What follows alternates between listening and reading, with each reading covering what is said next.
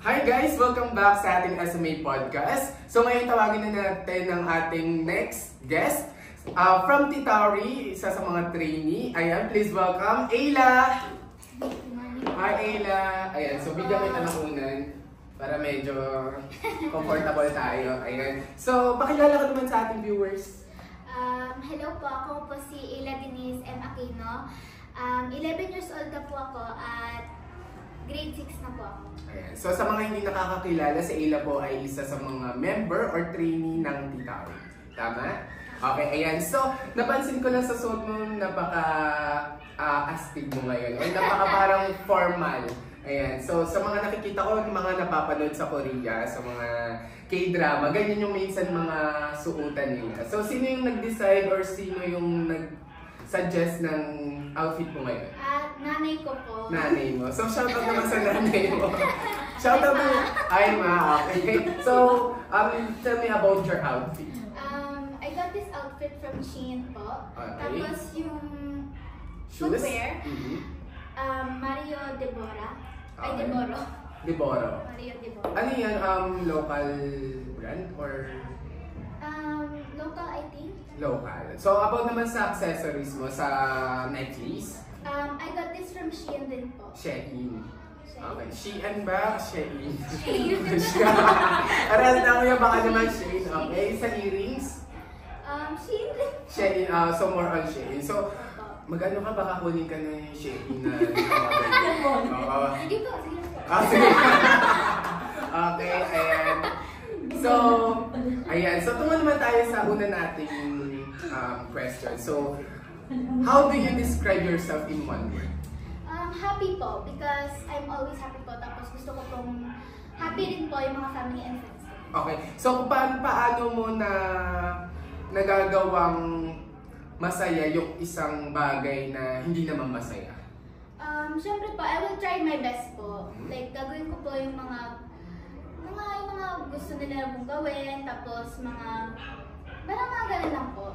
Yung parang gagawin mong lahat para ma-change mo yung isang bagay into happiness. Opo, tapos magiging masaya rin po ako lagi when I'm around them. Ganun po. Well, yun naman talagang importante. Kailangan natin dapat laging tayo maging masaya. Tama? Okay? Next question tayo. Ayan. So, favorite K-pop group mo? My favorite K-pop group po, Blackpink po. Blackpink. So, bakit Blackpink? Kasi po, kapatid ko po, tapos mga pinsan ko po, mga relatives ko rin po, nababond po namin yung pagkakagusto sa Blackpink. Okay. So, sinasayaw nyo din yung mga sayaw ng Opo. Blackpink? Tapos, dun ko rin po kasi nakuha yung passion ko po for singing and dancing. Oh, okay. So, sa dalawa, ano ang pinaka-favorite mong ginagawa o pinaka-hobbies mo talaga? Dancing or singing? Singing po. Bakit singing? Kasi po, gawa ko po kasi nagka-karaoke po sila mama. So kumakanta ka talaga? Opo, tapos na-adapt ko po. So, sample naman dyan. Sample! Sample. Kahit ano lang, very short lang. Okay? Okay, game. Please welcome Ayla. Ano po kata? Kahit ano kita. Tagalog, English. Kung gusto mo mag-Korean, sige, ikaw bahala. Okay? Imagine me fell in love on that under moonlight skies with you. I think of pictures you with the wave, the ocean's colors on your face. Ayan. Okay na? Ayan na. I want you to be your coach. The voice pala to. Okay. So sa ano naman, sa pop group or P-pop group, sino yung ina-idolize mo? Wala pa naman po masyado, pero isa po sa mga nagustuhan ko ng pan po, Bini po. Bini. So sino ang kilala mong Bini? Si Aya po. Si Aya. Kasi po marami rin po kasi nagsasabi na may parang kamukha ko po siya ng onte. Well, maganda ka naman. Maganda ka naman talaga. Okay? Yun ang gusto ko sabihin, maganda ka naman talaga na ako lang yung Bini Aya. Pero sa Bini kasi, ang kilala ko lang talaga si Joanna. Si Bini Joanna. Siya kasi yung nagbo-broadcast minsan sa TV Patrol, kaya nakilala ko siya. Ayan. So anyways, ayan. Ano-ano naman yung mga natutunan mo during your first dance cover? Yung natutunan ko rin po, yung pag-socialize po. Tapos Okay. makipag-halugin po sa mga co-stars. Well, that's good. Mas importante din yun kasi in this industry, kailangan mo maging socialize, no? Kailangan mo maging friendly. Okay? So, ano pa yung mga natutunan mo bukod sa pagiging socialize mo? Wag po masyadong kabahan. Relax lang po. Tapos, put your passion. Okay, halata naman na hindi kinakabahan, no? Opo. So, kailangan confident, no? Confident lang Okay. po. So, ayan, 3 months na kayong nag-ano, tama? 3 months. Okay, sa 3 months nyo magkakasama ng mga co-members nyo o trainees, sino yung pinaka-best friend or pinaka-close mo? Si Krisha po. Si Krisha. Okay, okay.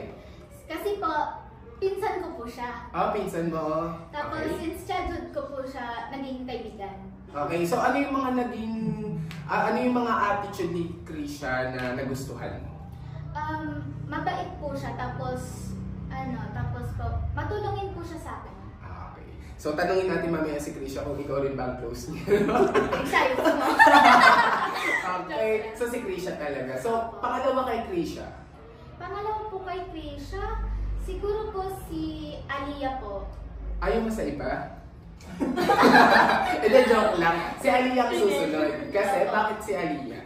Kasi po, si Aliyah po, parang mas close po kami. Kasi po, classmate ko po siya. Okay. Tapos marami po kami nababandingan. So parang bago kayo pumasok dito sa group na to, magkakakilala na talaga Opo. kayo. Okay, that's good. Okay. Okay, so kilala mo naman si Coach Teo, tama? Okay, so ang tanong ko sa'yo, paano magturo si Coach Teo? Napakagaling po. Paano napakagaling? Kasi iba yung turo niya sa akin. Okay. Parang okay, paano siya magturo sa inyo? Ano po siya, parang sinasabi niya lang po sa amin, parang ay nga po, parang wag po kabahan, ganun, maging confident lang po. Tapos maglagay po ng energy sa sayo. Okay. So paano kapag nagkakamali kayo minsan, pinapagalitan niyo ba kayo o hindi naman? Hindi naman po. Kasi po parang kinokorek niya lang po yung mga mali namin. Okay. So, sa 5-star, di ba, sa mga app minsan, merong mga 1-star, 5-star, magbibigay ka kung ilang star ang gusto mo. So, kung bibigyan mo ng star si Coach Teo, ilang star ang gusto mong ibigay sa kanya? Mga 5 po. Bakit 5? Nagdalawang isip ka pa sa 5, bakit 5? Tingnan ko muna po na mabuti, syempre. Okay, bakit 5? Bakit 5? Ayun nga po, kasi po magaling po siya magturo, understanding. Okay. Tapos, di po siya parang katulad po ng mga, parang di po siya talaga Nag-ano ka na naman? Okay. Sige, okay lang yan, basta huwag lang kayo magsabi ng pangalan. Okay, so kung mai-recommend mo naman si Coach Teo, if ever na meron kang kakilala parang may gusto siyang maging dance coach, ayan, mai-recommend mo naman si Coach Teo. So, next tayo, bakit ka sumali sa ganitong industry? Marami namang mga industry like parang acting, modeling, so bakit ganito? Kasi mas strong po yung passion ko po para sa singing and dancing. Okay. Tapos, kasi po, si Krisha po, siya po yung nauna nag-join. Tapos, nakita ko po sa kanya na parang, ay wait lang, kahit pwede kong ma-improve yung skills and talent ko. Okay. Sa pag-join sa industry. So, ayun. So, eto, isa sa mga fans mo ay gusto kang tanungin. Okay? So, kilala mo ba si Roldan Molera Villadiego? Opo. Kaano mo siya? Tito po. Tito mo. Okay, so ito yung tanong niya. What do you enjoy most about the training in Titawi? Ayun po, I get to be close with my co-stars. Tapos, Okay. I can learn something new every Friday. Okay. So yun naman talaga yung importante talaga, no? Matuto ka ng kahit ano pa konti-konti. Ang mahalaga na dadagdagan yung kaalaman mo. Ayan. So anong gusto mong sabihin sa mga fans mo? Ayan. Always be happy. So, saan kanila pwedeng mapanood or ano yung mga social medias mo? Facebook ko po. Okay, ano ang Facebook mo? Sabihin mo para ma-follow ka nila. Ayla Aquino po. Pwede niyo po ako i-follow doon. Tapos, Ayla Aquino rin po sa TikTok. Ayan, so thank you ha. Thank you Ayla sa interview na to. Ayan, so sana supportahan niyo pa rin si Ayla sa susunod nilang dance cover. Ayan, so thank you sa'yo Ayla. Ayan lang sa susunod ulit. Thank you.